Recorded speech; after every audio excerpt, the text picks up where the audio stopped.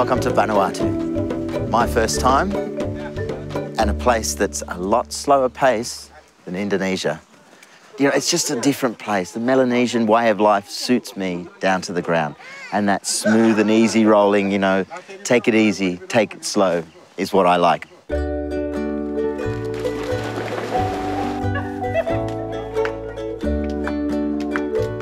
Port Vila, on the island of Efate, is Vanuatu's capital and largest city. It's an important economic and commercial hub for the country, and a visit to the local markets is a must. I just love this. Local markets, it's like being back in Fiji, all the stuff that I really can remember and recognise. Giant bananas. In Fiji they're called bundis, but here, cooking bananas. Coconuts, a staple, you need it for sure. And just all the little bits and pieces that make island food really tasty. My years in Fiji have accustomed me to Pacific Island produce.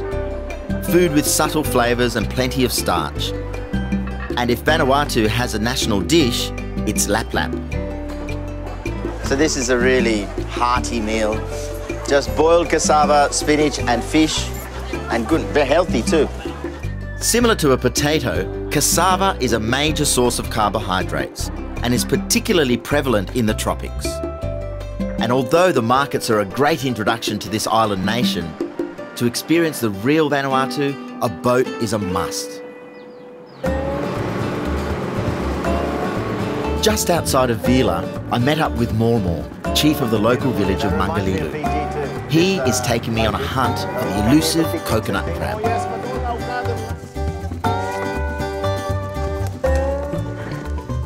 They live in a place under a big tree, in a place like this. Okay. See, they made all this. Yeah. And see, they must have eaten some of this coconut already. It must be sitting in there.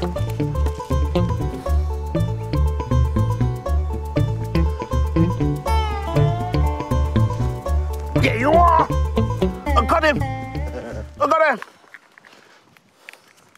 Oh, he's holding on. Yeah, he's holding on! Watch your fingers. Oh, look. Whoa. That's a beauty. Remember I told you about the claws? Yeah, yeah. Be careful. I will. Okay, so you... Okay, let him go, and I'll catch him. Okay. Come on. So the way to hold these guys is by those two front claws.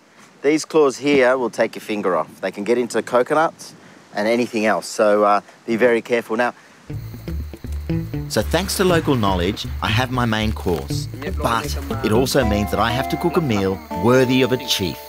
I'm cooking coconut crab, cooked in fresh coconut cream, surrounded by the shellfish of this area. First thing we've got to do is dispatch of this crab.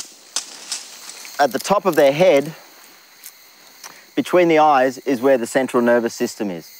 I'm going to make it as painless for both of us as possible. So putting the knife right on the top of his head, straight through the head. And that has killed it instantly.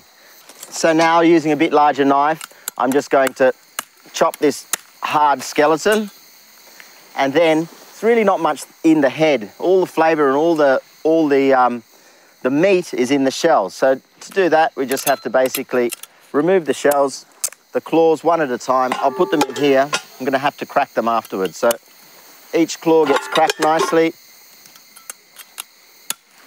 It looks like there's a hell of a lot of meat in them too, which is nice. It's a very interesting creature, unlike any other crab I've ever handled. It's got a shell on it that's nearly like a snake on this side. Soft, sort of silky skin. With the claws themselves, I'm just going to crack them nicely. It's such a pleasure coming to a place like this. It's just like paradise. Everything around here is clean, it's pristine, the water's beautiful colour. You can literally drink the seawater, which I'll show you how to later. Coconuts are abundant here, and that's basically going to be the sauce. Now, I've added a little bit of water to this because if you boil the first extract of coconut too hard, what'll happen is it'll split. I found this saw leaf lettuce, which is like the Thai coriander, mild flavoured, and I think it'll go really well with this. I'm just going to break it up. I can smell the coriander in it already.